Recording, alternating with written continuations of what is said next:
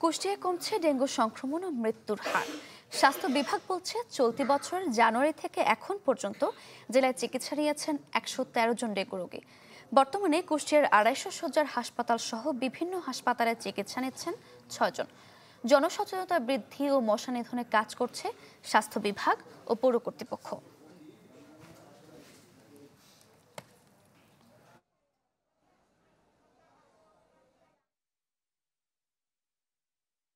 General যে রোগী যে সেবা পায়, ওই ডেঙ্গুর সে রোগী সে একই সেবা পায়, একই জায়গায় সব সেবাগুলো দিচ্ছে।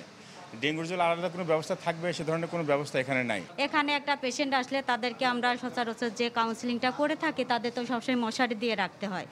এখন পাশে যে পেশেন্ট থাকে তাদের জন্য কিন্তু এটা রিস্ক থেকে যায়। পূর্বের তুলনায় বর্তমানে কিন্তু আসলে আমাদের সংক্রমণের হার অনেক কম। এটা আসলে সম্ভব হয়েছে আমাদের মূলত সচেতনতা বৃদ্ধির জন্য। প্রাণ কফি ক্যান্ডি, কররা কফির কঠিন স্বাদে হাইকে বলো বাই।